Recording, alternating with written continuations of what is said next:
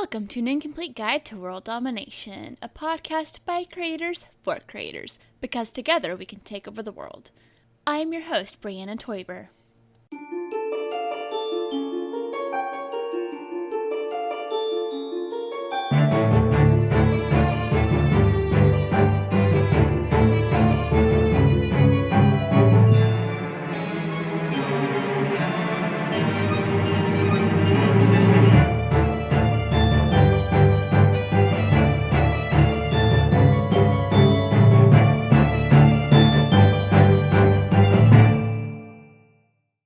Hi, I'm Jean Leggett, and I am currently the Chief Executive Officer of One More Story Games.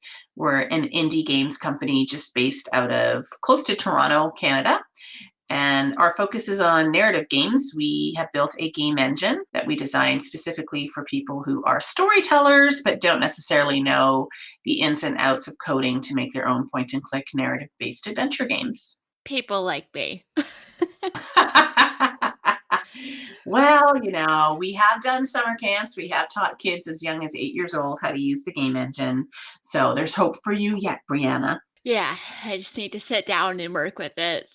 That would require having more than 5 minutes, but it will happen one of these days, and it'll be great. So why don't we start with what led you to create Story Stylus and creating One More Story Games? Well, you know a little bit about us, but because your listeners don't, I will share the story. Blair, my husband and co-founder. So Blair and I have been together for well over 23 years. And 7 years ago, Blair had a near-death experience while we were working he was working for Zynga Dallas, and they were creating Castleville. Anyways, due to a medical error, he nearly died because of a medical overdose. And so that was a really difficult time for us. So we decided we were going to come back to Canada, where we're originally from. And he wanted to work on this game engine because he felt like, you know what? He's watched the success of Electronic Arts and Zynga, the two companies that he'd previously worked for, do very well, but the focus is not really on story. And he wanted to give back to the people in his writer communities that are really big fans of RPGs, because he's a huge RPG nut. So that for him was the driving mission. And I actually have a stand-up comedy background and an English degree, and I was focused more on doing administration and also life coaching and teaching laughter yoga. But oddly enough, about a year into it, we decided to join forces. So I'm the hustler to Blair's hacker, and he does the development of the software, and I do everything else. How exactly does laughter yoga work? That's a whole other podcast, Breanna. In a nutshell, laughter yoga is like tantric sex, but for laughing. And it's just intentional laughter. So your body cannot tell the difference between real and fake laughter. So we could just be sitting here and I can be like,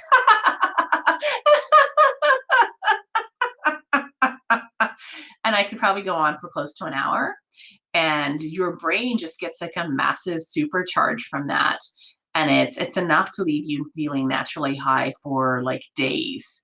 Because I used to teach those classes and people would call me back and say, I am still feeling like I am buzzing from it. So it releases your endorphins, all of your good oxytocin, oxycontin. No, it's the oxytocin hormones in your body, and also releases anti-aging hormones too. So yeah, it's just a mindfulness practice like any other mindfulness technique.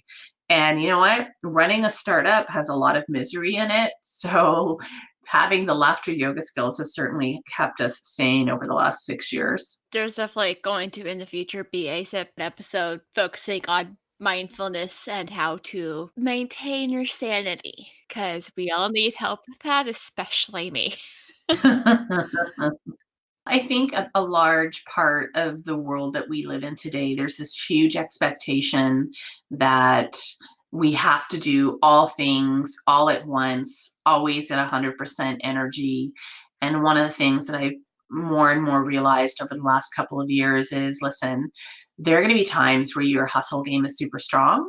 And then there are going to be times where you have circumstances in your life like we had this year that are really going to throw you off your game, and you need to give yourself space to breathe, to rest, and to be okay that you're not 100%.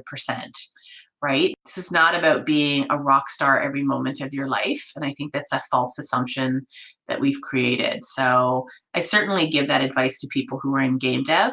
Like, there are going to be days and months and maybe even years where you don't work on your game, but you're still a game dev.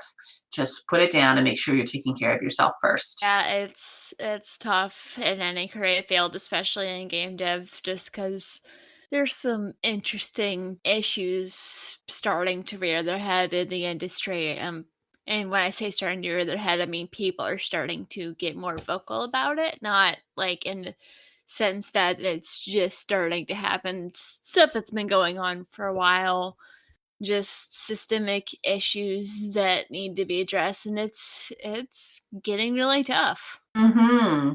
Well, definitely. I've had the privilege of being able to share a little bit of our story internationally in the last year and a half. And the talk that I give typically is titled, the 5 year, one more story. What is it? One more game, the story of our 5 year journey as an indie game studio, or something like that. And when I came back from my last trip to New Zealand to share our story, I realized, a more appropriate title would be When It All Goes to Shit, Resilient Survival and Joy in Game Dev. And that would give people a better expectation of what they're going to get when they hear me talk, because I get really honest about, a lot of game devs get into games because they're like, oh, I love making games. I love playing games, and making games would be so much fun. And it's like, you know what? Making games is a business, and it's okay to do it as a hobby. But as a business, you're going to need to be prepared to do a lot of hard stuff.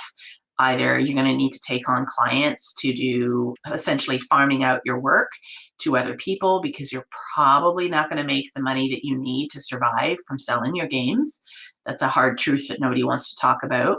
Building a sustainable and balanced studio that has a culture of respect is a talent and needs some very dedicated perspective around building it. And then the other thing is, you're going to make good decisions and you're going to make bad decisions, and you're going to hire people that are great, and you're going to hire people that blackmail your company, like we experienced 2 years ago. So, it's the range of experiences, and it's about finding the community and other people to say, hey, you know what, this really shitty thing happened to me and I'm stuck. How do I get out of it? We as an industry really need to be talking more about good business practices, Mhm. and definitely and diversity and inclusion needs to be a big part of that conversation. For sure. I've definitely seen more conversations about that cropping up, and a lot of people speaking out and being vocal about it, and also being supportive of some of the people who have gotten the short end of the stick with a lot of the stuff that's happening in the industry. Mm-hmm. Share a little bit about your journey. I already know a lot of it, but I feel like listeners would be interested to hear more about story stylists. I want to start off by saying that one of the advantages to being older, so I'll be 43 in May, I have already had a career and a life before games. Like, so back in 2014, I joined Blair. So I was actually 37, or just about to turn 37, when I joined Blair in this thing to work on One More Story games. And, for us, we had just come back from living in the States. We didn't have any money in the bank, but we also had just finished paying off our student loans, and we didn't have a lot of debt. And we agreed, it's like, you know what? Why don't you do what you love? We'll each do what we love for 1 year, and we'll see where we're at the end of the year. Blair went off to work on his prototype for Story Stylists, and I was doing like the public speaking, the mindfulness workshops, stand-up comedy, and stuff like that. And it just became very apparent that I probably would have more success raising money for us than I would setting up my vast coaching empire, which actually was growing, and I had a decent income every month from working with my clients. And so, yeah, we joined forces. Our first investment came from a friend that I had met while we lived in Dallas. And she said, listen, my dad's just passed away. You look like you're doing something interesting. Could I invest in your company? And it was a small investment. It was $15,000. And that, that was like huge for us, right? The only overhead we had was our office and the lease on the equipment that we had leased. We had 6 workstations, 2 monitors, a laptop, and then all the software each. And that was the kind of financial risk that Blair and I were willing to take. I think that's one is how much risk are you willing to take? And for us, having paid off 100,000 in student loans, and also knowing that we're far enough in our careers that if this went, if this blew up and it didn't work, we could always go back to find jobs and we could pay off whatever loan we had from leasing or equipment or whatever. It was not so freaky where it was like, oh my God, if we fail, it's going to be the end of our lives. We'll be financially ruined. It was a reasonable risk to take, right? So she came on board, she invested. We were supposed to have another line of credit available to us that did not come through. And so we were in the summer and we're like, well, how do we keep this thing going? Because if we can't find any more money, we're done. And we actually did a letter to friends and family. And we just basically, it was like a 7-page letter, like you would a micro business document. And it's like, here's who we are. By then, we had been together for 17 years. So people I call them my barn raisers. Like the Amish culture and religion has this thing where if you need your barn raised or a house raised, everybody in the community will drop what they're doing. They'll show up and they will build a barn in a day or two. And so we sent out the letters to the people that we feel that way about. And within that first week, I think there was something like $60,000 that was committed to our business. And we said very clearly at the bottom of the letter, like, we think this thing will work. We're not sure. There's no guarantees, and we can't guarantee you that you'll get your money back. And by the end of the month, we'd raised over $100,000. And by the end of the year, $170,000. And we still weren't even paying ourselves, right? We had some staff that we were paying, some that we weren't. And then just over the course of the 5 years, more people would come on board because they were just very jazzed about what we were doing. And we've raised over 500,000 Canadian, which is like, I think $4 US. With the exchange rate, it's probably it's definitely less than 400,000 US, which is not a lot of money for a team that fluctuated from 2 to 18 people over 4 years. Yeah. You know what? We kept building it and we prototyped it. I jokingly said in the summer of 2014, we'll get parents to have their children, like the parents will pay us to have their children be our bug testers, and we'll just call it summer camp. So we call it summer camp, and parents paid us, and the kids, they had a lot of fun. They gave us a lot of brutal feedback. And I was like, great, I never want to do that again. It was an experience. And then we did it again the next year. We were able to leverage some of the relationships that we had started building. We had started to tap into the community that was excited about the work that we were doing. And, Shopify came on board and PayPal came on board, and we had sponsors, and we could have a 50-50 ratio of boy-girl versus the previous year of like 3 girls and 17 boys. I would say that while we had this big vision in mind of like, oh, let's help adult authors take their short stories and turn them into games for adult games consumers, what we've seen it morph into is, hey, you know what? Kids love this. People love being able to take their short stories and turn them into interactive games. We've been doing that for the last couple of years, where that there's a project that we've been working on forever and a day. Yeah. It was called Shakespeare's Landlord. It's been renamed to The Body in Shakespeare Park, and it's an adaptation of a Charlaine Harris novel. I think I actually still have those books from where I bought them all. Well, I mean, it's a good series. It's a series, like, for most listeners, they would be like, Charlaine Harris, that seems familiar. She wrote the True Blood series that Sookie Stackhouse, that HBO adapted as True Blood. And this series, the Lily Bard series, is about a sexual assault survivor who also becomes an amateur sleuth because she's about to be implicated in a murder. And when I read the series in 2014, I was like, this is the series that I want to adapt as a novel, from a novel into a game. And so that's what we've been working on for quite a long time. And I'm really excited to finish it this spring, because we're going to be doing summer camps again in the summer. I'm still blown away by how gorgeous the artwork is for that. It looks amazing. Thank you. I'm not gonna embarrass you, but I don't know if you've played the 1-hour demo that's online. It's pretty darn good. Do you want to share the story of how you got the ability to do that? You ask Charlaine. Yeah. Yeah, sure. I mean, for us, we always knew that we were going to be targeting, we wanted to target women gamers who are over the age of 30, right? So most people don't realize that the average age of a gamer is 36 and the average age of a female gamer is 43. And the largest, fastest growing market segment is women over 50.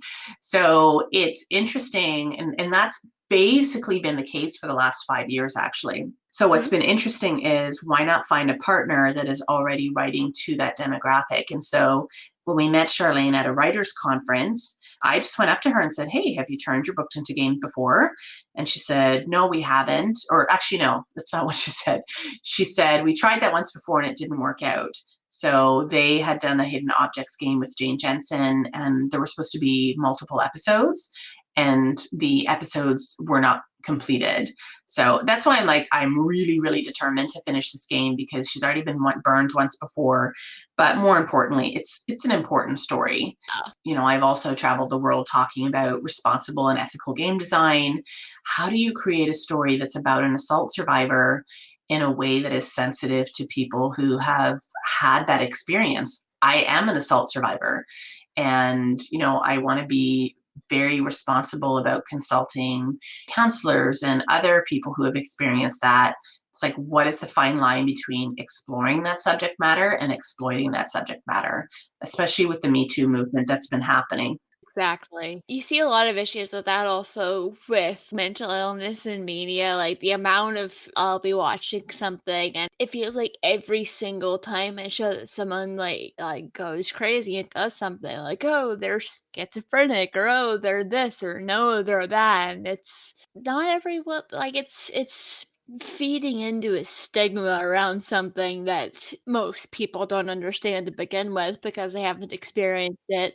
Maybe they Yeah. don't know anyone that's experienced. That's one of the things that we've been trying to do as we craft the narrative for the Lily game is in the novel there's not really an exploration deeply about the therapeutic things that Lily could be going through as she's working to heal herself. Like it's been 4 years since the events in Memphis have happened, the big event where she was harmed. And, you know, what we've done is we've actually created therapeutic techniques and put them into the game. So she has journals, she talks about her therapist, she has touchstones that, you know, the material things in her home that if she touches, that she can help sort of mollify her anxiety and panic attacks, right? Yeah. So it's just creating this awareness. When she sees the dead body for the first time, you hear an accelerated heartbeat, you hear her breathing more deeply, and she has to keep those things in check when she's in front of other people, especially people who don't know what she's been through. So it's the constant dance of like how much stimulus do we want to give the player in a way that is still, I guess, friendly and not overly dark or serious. Yeah, and also something that's not going to have a negative effect on someone who has well, I don't know how many people have been through quite what Lily went through, but have been in similar situations. Yeah. I mean, for a long time I was promoting the game as like Nancy Drew meets girl with a dragon tattoo. And then I realized, you know what? It is a more mature Nancy Drew, but Girl with a Dragon Tattoo is incredibly visceral. It was shocking. It was sensationalistic in its portrayal of rape.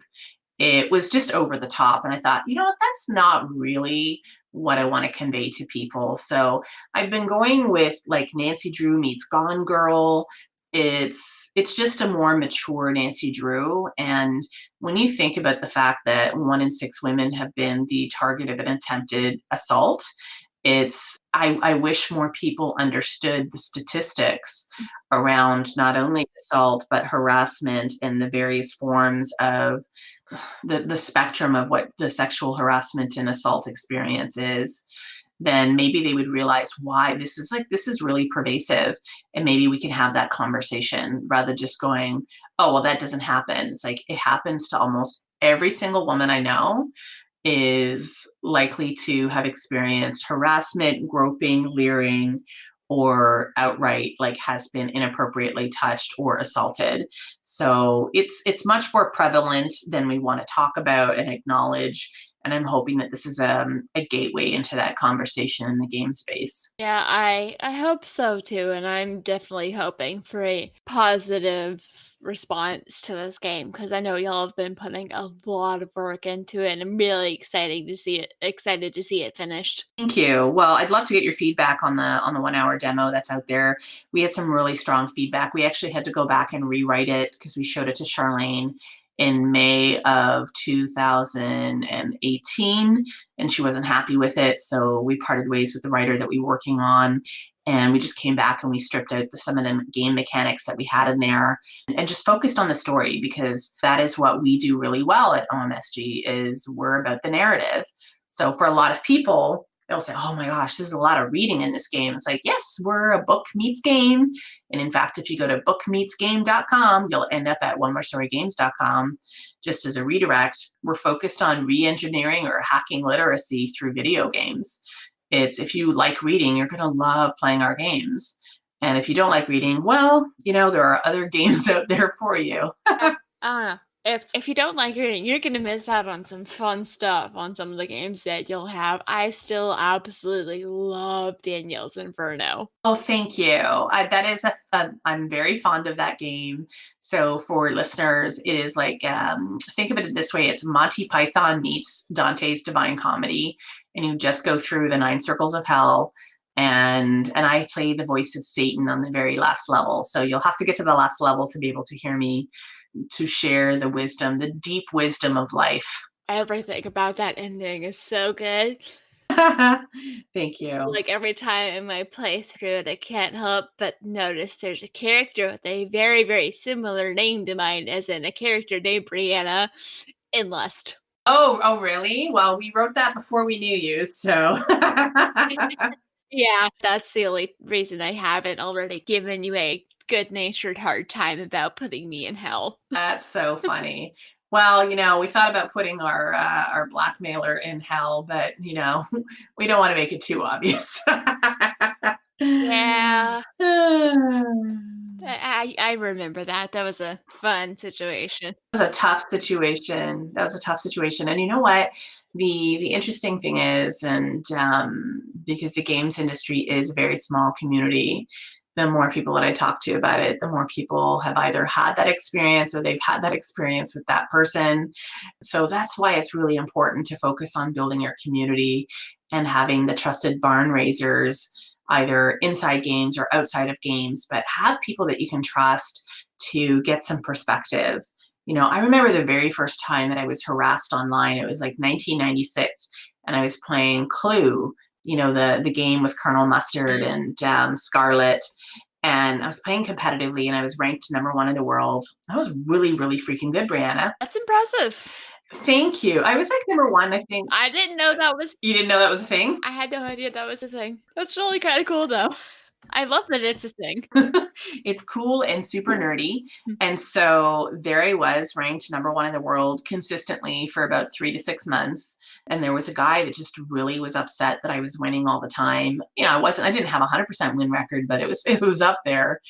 And this guy spent so much of his offline time trying to find ways to add me to like pornography websites and junk mail and like harassment. And I was telling my friend, and she's like, oh man, I've been on the internet for like 5 years, 6 years. That's normal. Like, well, it's not normal, but it's like harassment happens. And so it's when you feel like you're alone and you're frustrated, just go and talk to somebody else. Chances are you'll find an empathetic ear, or at least somebody else who's been through the experience, whether you're frustrated with a contractor or you're struggling with finding funding. For the game devs that are listening to this, use Twitter.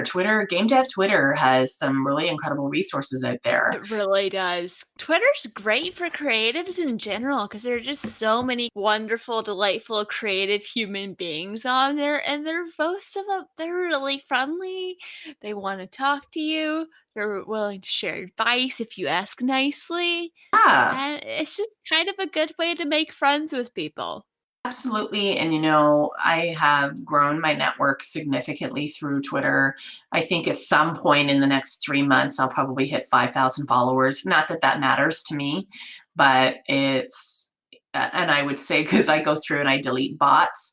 So, those are actually all human people that are following me that are excited about what we're doing. And when you develop sincere relationships with people, people will remember you for years, and you can Mhm, activate, ask, share your resources with them. And you know what? That always comes back to you. Like, we have gotten as far as we've mhm. had because other people helped us along the way. And so we're always happy to give back, whether it's being on a podcast or speaking at a conference or sharing resources. We all win when the rising tide, because it rising tide lifts all boats. Yeah, I feel like a lot of people, especially if they're trying to do something different or like some sort of creative endeavor that doesn't sort of match what everyone else around them is doing, it's like we feel like we have to do it all alone, like it's us against the world, but it's really not. Like, even if, yeah, well, yeah, because with the two podcasts I do, I am more or less doing it by myself, but I have so many people I can go to with questions. I have people who are willing to help me out. I had a recording where like the audio quality had some issues. So a friend had a program and he offered to run the recording through it and he was able to clean it up a little bit. And it ended up being a different issue. So there wasn't a whole lot he could do, but just the power of like having a network of people that you can reach out to and you can go to when you have issues, like there are communities for that everywhere. You just have to find it and you got to be nice. Exactly. Yes, yes. So Blair and I have, after our adventures of being between funding this year and doing our 2 month nomadic adventure slash homelessness, just as we were leaving and packing up our office and our house, what happened was our landlord needed to make some renovations to his house because he had our suite that we were living in was actually an illegal suite. Didn't know that. We'd been there for 6.5 years. That's awkward. Well, and I just said, I feel like this is a sign. We haven't been happy here for years. Let's just throw everything in storage, grab what we can, throw it in a car, and we'll go and we'll visit friends. Like, we have friends everywhere because of the relationship work that we do. And let's see what feels like home to us. Right. And so when we announced that we were leaving Barrie and we were going on this adventure, a number of things started to open up for us, and all through Twitter. So one was I got a 3 month contract to do some mentoring via Skype for 33 women game developers, women and non-binary game developers in Melbourne. That's really cool. It was really, really cool. And that's led to other things, which I might talk about in this podcast. Oh, yeah. And then the other piece of it was somebody from Sheridan College in their game design program said, we didn't know that you were interested in possibly teaching. Because I said, does anybody, have teaching positions? And so they snagged us and we started that whole conversation at the beginning of our trip. And by the time we had finished the trip, we had already secured the jobs at the college. So Blair's teaching 100 undergraduate students how to code, and we both teach a small class of postgraduate students. He teaches them coding, and I'm doing story missions and quests. We're having a lot of fun. It's the income that we need to supplement our game design and our games company, because all of our money and resources have been tied up into this one game. Until that game is finished, there's nothing else coming in. And so that's actually another piece of advice that I give a lot of game devs is make sure that you have a decent part-time or a full-time income that's coming in to support you while you're doing your indie dev life. It's one thing that a lot of indie devs don't talk about on Twitter is how they actually support themselves. Maybe they have a partner, and so they either have little to no income, but their partner supports them. Mhm. And they don't talk about that. So you feel like you're a failure if your game sales are not the thing that are sustaining you. And it's something that I'd really like the industry to speak more about, to be honest. It's hard to get something creative started. Any type of content creation, it takes a while to gain traction, it takes a while to gain a following, and it takes a while to get any money from it, much less enough to be able to support yourself. So Yeah. you gotta have something on the outside, even if it's a job in retail. Like, if you're lucky, you might get something that's involved in something you're interested in, but sometimes you just gotta take a job that's a job with a paycheck. That's the thing. And I think we would have approached this from a very, very different perspective had we had different exposures to game creators. Like Blair worked as an employee of AAA studios, right? So he was making really good bank, and his network were other AAA employees. We haven't been part of the indie space until we joined it 6 years ago. And it's a very different space. It's a very different perspective on the world, right? A lot of the AAA employees, a lot of them, they go in, they do their, 8, 12, hopefully not 12 hours, but, their 8, 10, 12-hour days, and then they go home and they're on their salary. That's what they get. Not all of them are interested in participating in the games community online. They're just like, that's my Mhm. job. Whereas you do have some people who are creating a name for themselves, especially if they're in narrative design, because narrative designers can hop from studio to studio. Yeah. But, your everyday coders, we don't see a lot of rock star coders in games. It's the designers. It's the designers that have this reputation to them. So had I known what I know now, I would have probably kept my coaching clients, because I was making really decent money with coaching for a very few hours. And I love what I do. But the nice thing is I actually get to do and bring my old life into games now, because I'm doing life coaching and business coaching with game developers Mhm. now, in addition to writing the game. And I am having so much fun. I'm having so much fun, Breanna. I never thought it was going to come full circle like this. That makes me really happy to hear because I know y'all had a bit of a rough time with the house situation, and it's not been the easiest of rides, but it makes me both happy for you and hopeful for myself that, like, you've put in all this work and you've come so far. Thank you. Well, and I've had people ask us, "How did you do it?" And we're doing this together, which makes it riskier. And I would not suggest that you do this with your partner. I love my husband. We've been together for 23 and a half years. That's a long time. Yeah. And you should not go into business with the person that you love. And it's not a statement or of our relationship. It's just, this is realism, right? It's hard enough to start a business. It's even harder when you do it with somebody that you love, because at the end of the day, you want to have pillow talk, not payroll talk. And it's very hard to separate the two. My biggest stress was when we had people on our regular payroll. What happens with a lot of employers is, this happens across industry. This is not just limited to games. Employers will make the sacrifices to pay their employees before they pay themselves. Mhm. And that put us in significant debt. I would do that thing differently too, right? That's where the whole pay yourself first comes in, and that's like an age-old motto that's been around for years and years. Yeah, we've learned a lot. I'm actually The one thing that I like about the mental cleansing of the 2020 as a new decade and a clean slate Mhm. is, it's kind of like OMSG 2.0, right? We get to reinvent ourselves by having the experience that we already have and saying, listen, we've already done all the wrong things.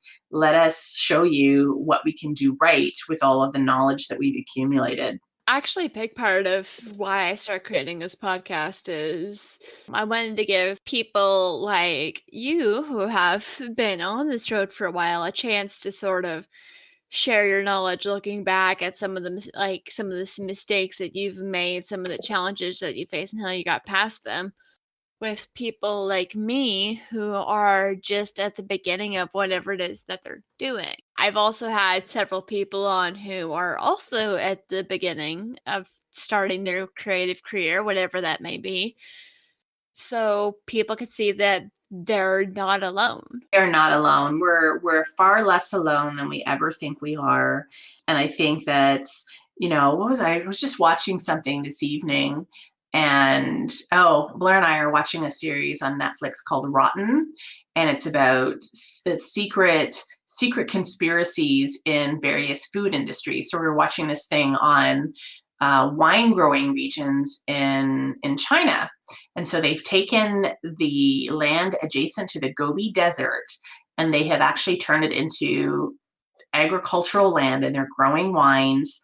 And this one, and like, which is kind of crazy because China is not known for wine, but they've been winning awards. And this lady says, for the first 10 years, we didn't make any money, but this isn't about making the money. Like, that money is coming because we've been building the infrastructure. Mhm. And I just looked at Blair and I said, that's it right there. Like, Airbnb and Uber, despite their cultural issues that they have with the like Uber taking advantage of the gig economy and things like that, Mhm. they as companies did not become household names until they were into their like year 6 or 7 or 8, because they still had to, Airbnb had to convince people that it was okay to stay in strangers' houses, for one, right? They had to change the culture of what it is that they were trying to do. There's nothing that really is an overnight success. People have worked really hard at building the companies that they build. So we knew we were getting in this for the long haul. Has it gone longer than I thought it was going to before we got significant investment? Yes. I really did think that we would have found the people that we were looking for like the bigger kind of check that we wanted for investing in our company. That said, we have also been very, very specific about the kind of investor that we want, because we didn't want somebody who just wanted to give us money. We wanted to find people that were in alignment with our vision. And that's just a core principle of ours, is to work with people that we respect. That makes sense, especially with like what you're building and a lot of the other stuff that you've talked about both with me tonight and just in general. Like, actually, if you ever want any sort of encouragement, this is me talking to the listeners. If you ever want or need any kind of encouragement, follow Jean. I'm not kidding. Aw. She is you're one of the most encouraging people I've ever met. You're like a little ray of sunshine even when you're going through a rough time, which I know that's not easy. Thank you. You know what? You're going to make me cry. I was talking to somebody else today who, you're one of the very few people that I allow into my close knit community on Facebook. Like, as a public speaker, somebody who's been doing this for 15, 16 years, I used to Mhm. let anybody who wanted to add me on Facebook add me. And then in the last year or so, I started trimming down from like 1,600 people all the way down to like 400 people, right? I'm interested in cultivating deep, meaningful relationships with people. So you, by virtue of being on my Facebook list, get to see me at my most vulnerable. And I share more of the vulnerability on Facebook than I do on Twitter. And it's this person I was chatting to today. She said, you just, even in your moments of vulnerability, you always offer us hope, right? Things might be really hard, but there's always this element of hope. And I was like, oh, that was really nice to hear. And through everything that we've been through in the last 6 years as this startup and 23 years of our relationship, we've gone through some really crazy times together. But in all of it, we've always had that vision of what that future looks like.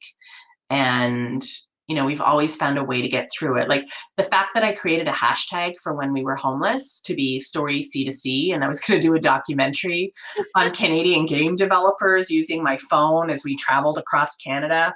Like, nobody needed to know that we were homeless. It's like, this is an adventure. We're going to do a documentary.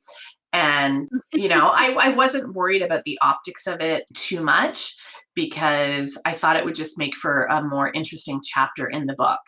I'm writing all of this down. I'm going to share all of it, all the good, the bad, the ugly, because I think there's valuable human connections to be made when you share who you are. And that's why I really love what you're doing, Breanna, is you're giving people a space to share their stories. You're giving people a space to share their vulnerability and also to celebrate their strengths. And that's really important that we do both.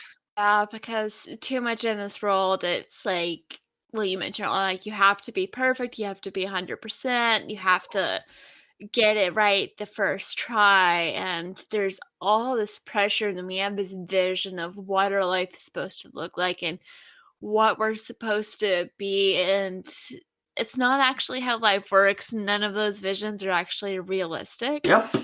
And life is messy. Things aren't always going to work out. You're going to fail a lot. You're gonna fail. You're gonna fail. It's gonna hurt. Your heart's gonna get broken, but you're gonna get back up. And there's a saying, as long as you get up more times than you fall, you're gonna be okay. And I am the queen of getting back up, right? Like I'll take a punch and I'll be like, I'm like, okay, let's go. Yeah.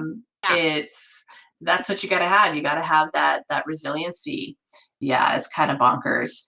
I really I love game dev. I love I think more than anything, I don't necessarily love playing games. What I love is enabling people to create, and I love coaching them and championing them, whatever it is that they want to do. So that's something that has been in me since I was like 8. That was the first time I ever coached or championed somebody. I remember it very specifically. It was somebody being bullied at school. And for Blair, I mean, he's been creating RPGs since he was 8. And I love that we both get to be our best selves, our most passionate selves together. Like, it's so rare to see a partnered team that have stuck it out this long, right? There's not too many couples in games that have that experience. So I'm very blessed in that way. It's not an easy road, but having someone that has your back and that supports you can make a huge difference. And even with all the times that things are going to fall apart and not work out and fall flat and or take forever to get anywhere, you just have to keep going. You have to be stubborn, but also like sometimes I actually had an interview for a job where I was straight up told after 15 minutes that he didn't think I had what he was looking for, and that hurt. Like, I had to I had to take a minute to have a little mini breakdown. It was not an easy thing, especially because 'cause I've been trying to move into something different that's not retail, Yeah, yeah. and so it was tough, but about, like, 15 or 20 minutes later, when I finally got it all out of my system, I was kind of, like, neutral for a bit. Hmm. But then within, like, 5 minutes, I had all these plans for stuff that I wanna do, and I'm just like, "I'm just going to use this as fuel to go and build something great and do what I wanna do because I'm going to find a way to make what I wanna do a reality." Exactly. I will tell you, when I finished my bachelor's degree, I didn't know what I wanted to do. The clock was ticking. So I was like, oh, well, let me just tack on an honors so I can stay in school for a little bit longer. And then Blair had finished school and he didn't have a job yet. I was like, okay, well, you know what? I don't think I really want to do my honors. Let me just truncate my degree here. I have my credits to graduate. And then the following year, I went to apply for a master's. And I wanted to do a master's in the English program at Simon Fraser, specifically with a focus on how the internet was going to change the publishing industry. And they said, no one here can help you with that because it was like 2001. This was early days. This was early days. Ebooks were not really a thing. Still And really cool, though. right. And they Like, were oh like, my well, gosh. there's nobody here that can help you with. And I'm like, I know the internet is going to radically revolutionize the publishing industry. And they're like, nope, sorry, can't help you.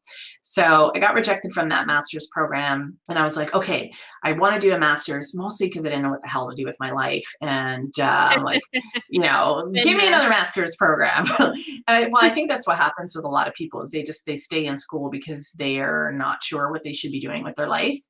And so I applied to a second master's program, which was more of a general studies humanities program. Again, I was fascinated by the kinds of things that they would be discussing, like deeper thinking things. And, I really enjoy having conversations and thinking about the world and thinking about cultures and how we all interact and grow from things. Yep, nope, got rejected from that as well. It's like, you know what?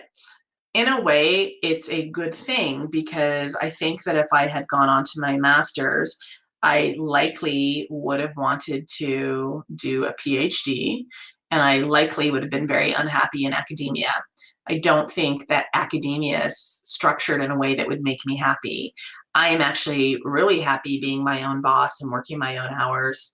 And I'm most happy when I'm leading and championing a team.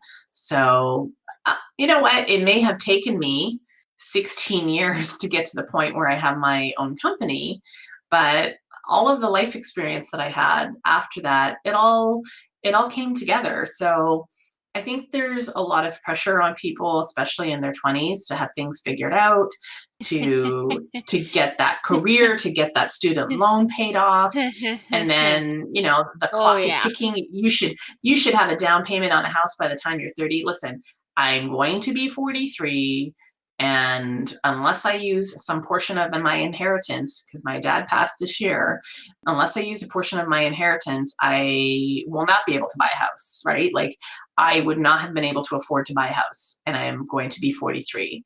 And so when I look at people that are my age that went on a different route in their life, that did not take the chances of starting their own businesses, they have different lives, but they also have different problems. We all Mhm. have different problems. So just stay in your own lane, focus on what you want to do, make sure you have enough money to put your, gas in your tank, food on your table, roof over your head, and find the thing that sparks you, Mhm. right? At the end of the day, you need to have some joy in your life. Even if it's not the main thing that you do for a living, you should at least like your job. Yeah, here's hoping, right? You need to at least be able to like your job to a certain extent. Not just I, like you have to have something, yeah, like something going on that brings life to you. Otherwise, you will go insane because just having that thing that makes you want to get up in the morning and work on something, yeah. that can make a huge difference. And that can make that job that you just kind of like more tolerable. Absolutely. And when Blair was unemployed for quite a while after a layoff at EA, I was the primary breadwinner at home. And I had never intended to stay at that job for more than a year. And because it was a maternity leave job and it wasn't at the level, like I had already done that kind of job for 5 years. I really wanted to move up in the world. And there wasn't really an opportunity to do that. I'm like, oh my God, this thing is driving me crazy and it's depressing as hell. I shouldn't be doing this at my age. All of the shoulds, I was shooting all over myself. And it got to the point I did where that too. it got to the point where I was having panic attacks in the bathroom, and I was so miserable. I was slamming doors at the office. I went to anger management, which me, Breanna, like that's laughable. Yeah. Yeah. So life is too short. Life is too short to be miserable. Do your best to find people or opportunities that bring you joy. And like stay on track with that. That's the thing that really matters. At the end of the day, when you die, when you're on your deathbed, it's not going to be about how many pieces of art you created or how many games you shipped or how much success that you had. It's going to be about the people that you have in your life and if you took the chances that you wanted to take. So if you want to take chances, you got to be okay with the chances not working out. We've had lots of failures, but we've also had lots of success. I literally flew around the globe last year on a speaking tour. And, some people look at us and go, wow, you guys are really successful. I'm like, depends. Depends on how you want to define success. To me, success would be I have a growing studio and I have the funds to be able to hire people. Some people's success is award-winning games. We've got 3 award-winning games, but it all depends on how you look at things and find what speaks to you, hang on to it, find your community, find your barn raisers.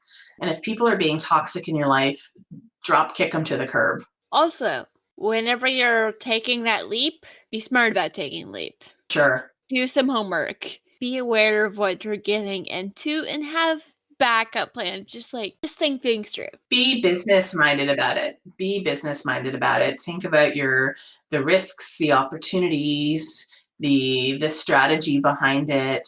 It's one thing to go into something with like, oh, I want to do this because I'm really passionate about it. Like, that's great.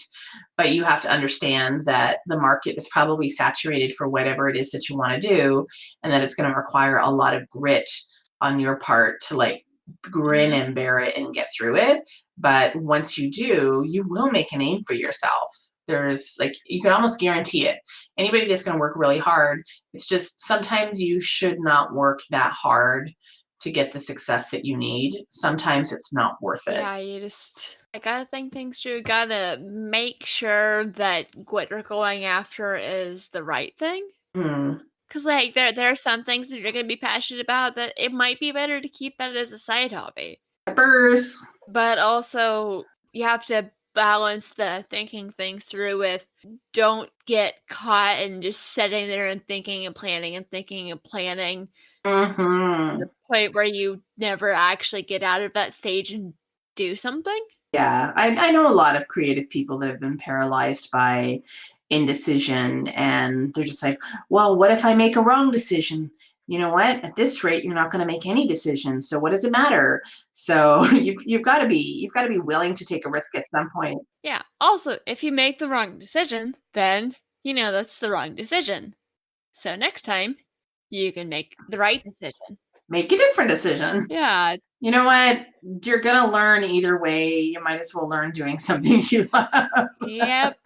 Exactly. Yeah, I wouldn't trade all the learning that we've been through. I would do things differently, but I really like who we've become as people as a result of this learning experience. And hey, people fly us around the world to hear our story, and that's definitely one of the perks of having put ourselves out there into the world and taking the risks that we have. Yeah, and sometimes when you start like talking about and sharing something that you're passionate about, you start attracting the other people that are also passionate about that. Hmm. And it's really easy for something like that to absolutely explode. Like, I have another podcast where I interview people's Dungeons and Dragons characters, and I just put a call out on Twitter because I was running into people to interview for that one. I was just like, hey, I need more people.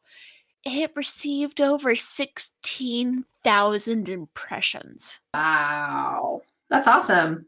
That must have felt really good too, really validating. Also, slightly stressful because then now I have like 140 different interviews to schedule. You're like, I might be doing this for a little while. That's really cool, Breanna. Current rate, it's going to take me 4 years to get through all of it because I do bi-monthly for both of my podcasts. I think you may need to pick that up. So one of the things I'm planning on doing is I'm planning on launching a sort of merch store Okay. sometime soon. Like, I'm starting with just like different designs for notebooks and stuff because people in D&D need notebooks. So I'm gonna start like playing around with that to sort of capitalize on some of this interest also because I know it's something people enjoy. And if that works out well and starts bringing in some money to help give me a little more breathing space, I can start doing more. Yeah. Yeah. I'm actually going to be starting a video series, which is basically looking at the soft skills that people need to be able to function healthily in our games industry. So, soft skills like how to be a great networker and How to deal with anxiety. how to deal with anxiety, how to manage communication skills in tough situations, et cetera, et cetera. So I'm really excited about that because again, it's bringing back the things that I've been trained to do as a coach and also giving back to the games industry and the games community. And it doesn't matter if you're 20 or 50 or 60, because I've spoken to women and game devs of all ages in the last couple of years. You're talking about Twitter going viral. Well, I don't know if you saw, I had a tweet thread that went to 2 million impressions, Brianna. Oh boy. Yeah, yeah, that was surreal. I didn't know what the heck happened. And all I did was start a conversation to say, no, women in games is not just women under 30, because there's such a focus on people that are just coming out of school and da da da. And I'm like, listen, there's a whole world of us that are well over 30. And so many amazing women who've been in the industry for years jumped on to say, it's me, I'm over here. And it was incredible. It was absolutely incredible and empowering. And that's the kind of magic that I want to connect to. I want for more of our community to grow on the creative side I want people to feel empowered. I want more visibility for women who are in creating, especially women who are from underrepresented communities. Anything that I can do to facilitate a healthier games community and game content, that's what I'm here for, honestly, truly. I'm more of a board gamer than I am a video game player. I still buy people's games. I just never have time to play them because I'm working on my own. And it's a privilege and honor to be part of this community in the last couple of years. So basically sounds like you want to change the world. I'm a change the world kind of gal. Might as well aim big. Exactly, because even if you don't make it, actually, it's really not that, like, people talk like, "Oh, I can never change the world." I'm like, You can. "You can. Make one person's day better, and you've changed the world. Have a positive impact on one person, Exactly. and you've changed the world." We have done summer camps. We haven't done summer camps since 2014. So it actually will be 4 years since we've last done a summer camp. And Blair and I were at like a trade show near our hometown that we've just moved out of. And we didn't recognize one of the girls that came up to us because her face had changed so much in 3 years. And it was Abby. She made this really great game with us. And she's like, Blair, Jean, oh my gosh, I haven't written to you in so long. I wanted to tell you that I started coding after I left your camp because we teach them how to code in Lewis script. She goes, because I knew how to code from your camp, I went into high school and I knew how to code and I felt really confident. And I'm like making GPS collars for dogs. And yeah, like, thank you so much. Listen, if I never make a hit game, I don't care. I would love to make a hit game. I would love to see that kind of revenue coming into our company. And it will come because I do believe in the game that we're making. But knowing that we've made a difference in so many kids' lives and gotten them excited about coding and gotten them excited about storytelling and in games and that's so much that I'm grateful for already. So everything else is just icing on top. I think it's easier to change the world if all you're looking for is to have a positive impact. Like the people that are out there, like, oh, I want to be the next Steve Jobs. Not sure if you're gonna quite make it there, but how about you just start with having have a positive impact, have Volunteer in your community, like that's a really big one. We need to have more volunteers in our community, have people that are volunteering at coding camps, put your money and resources into getting girls into coding opportunities and be part of the reason why we have gender parity versus not thinking about it. Have those conversations in your workplace to say, hey, how come we don't have more female programmers here? And be an advocate. There's like so many ways that we can positively impact the world. And when people say, well, I don't know if I can really make a difference, it's like, never doubt the impact that one person can have in the world. In fact, it's the only way we've ever had change. So yeah, don't ever stop dreaming, Breanna. and you either. I feel like we could probably go on for another couple of hours, but Yeah, that's the danger of having me on a podcast, that's for sure. yeah. So instead of going for another couple of hours, I definitely want to have you back on if you want. We can dig into more specific topics in the future on different things. And Sure, give me a little bit to get my own podcast up and running, and then maybe we could talk about some other cool stuff. Who knows? Who yeah, knows? that'd be very exciting. And if you need any help with podcast stuff, let me know. I'm Having quite the pro. still making this up as I go along, but I've definitely gotten the hang of it. Well, you know what, Brianna? That's how we all start. To be honest, we didn't know anything about running a studio before we started running a studio. You just do it. And kudos for you and for anybody that's listening. That honestly is how everything in the world gets started in the beginning, is people just do it and they learn from their mistakes. And the best thing you can do is say, hey, I made a mistake, learn and move on. So don't dwell on the things that you feel shitty about. Just make something better than what you just made. And that's my tip of the day. Also, sometimes you have to try something to see if you like it. If you don't like it, don't keep doing it. If you do like it, keep doing it. I like podcasting. That's why I'm producing 2 on my own on top of a part-time job. There you go. and half. Thank you again for having me on your show. Yeah, it has been a blast, and you will definitely be on again in the future.